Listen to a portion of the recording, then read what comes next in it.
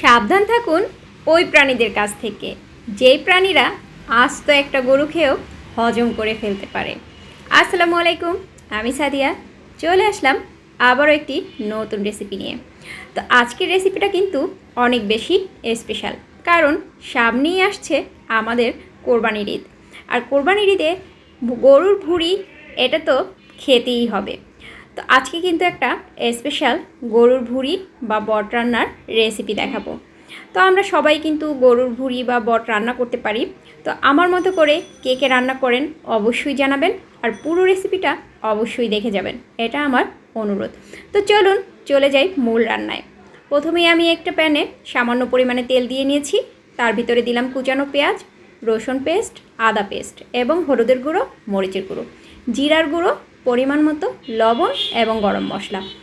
সেই সাথে দিয়ে দিয়েছি বটগুলো আমি পানি ঝরিয়ে নিয়েছিলাম। এবারে সব কিছু একদম ভালোভাবে আমি একটা খুন্তির সাহায্যে মিলিয়ে নিয়েছি। চাইলে আপনারা হাতের মাধ্যমেও এই কাজটা করতে পারেন, তবে আজকে আমি খুন্তি দিয়েই মিলিয়ে নিয়েছি। আমার মূলত হাত দিয়েই মিলানোটা ভালো লাগে, তবে আজকে একটু সমস্যার কারণে খুন্তি দিয়েই আমি মিলিয়ে নিয়েছিলাম। তো আমি কিন্তু ঢেকে চুলার আগুনটা জ্বালিয়ে দিয়েছিলাম। তো কিছুক্ষণ পরে ঢাকনাটা তুলে আমি কিন্তু নেড়েচেড়ে দিচ্ছি। এই বট থেকে এখন কিন্তু বেশ অনেকটা পানি বের হবে, আর আমি এই পানিতেই বটগুলোকে ভালোভাবে কষিয়ে নিব। তো আমি ভালোভাবে কিন্তু কষিয়ে নিচ্ছি, আর একটু পর পর নেড়েচেড়ে দিচ্ছিলাম যাতে নিচ থেকে লেগে না যায়। কি একটা অদ্ভুত বিষয়, তাই না বলুন? মানুষ একমাত্র প্রাণী যে কিনা একটা গরু আস্ত খেয়ে হজম করে ফেলতে পারে।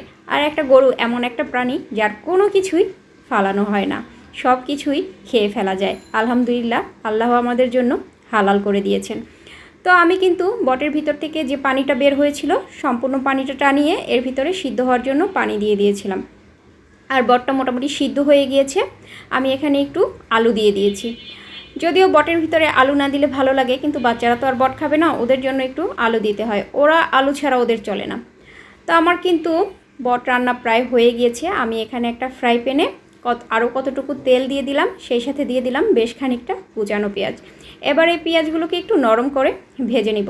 তো চলুন আমার বটের কী অবস্থা আপনাদেরকে দেখাচ্ছি। এই যে দেখুন, বটের ভিতরের পানি কিন্তু আমি একদম টানিয়ে নিয়েছি, একদম শুকনো শুকনো করে নিয়েছি। এরপরও নেড়ে চেড়ে যতটুকু ঝোল ছিল বা পানি ছিল আমি একদম শুকনো করে নিয়েছি। তো এই যে পেঁয়াজটা কিন্তু অন্য চুলায় বসানো, এটাকে ভালোভাবে নেড়ে চেড়ে একদম নরম করে নিয়েছি। তো এখন কিন্তু আমি সেই রান্না করা বট এই পেঁয়াজের ভিতরে ঢেলে দিচ্ছি। তো আপনারা অবাক হচ্ছেন, এটা আবার কেমন রান্না? আসলে বট এভাবে রান্না করলে স্বাদ অনেকটা বেশি হয়। তো আমি কিন্তু এখন খুব বেশি নাড়াচাড়া করব, একটু পরে পরেই নাড়াচাড়া করে দিব।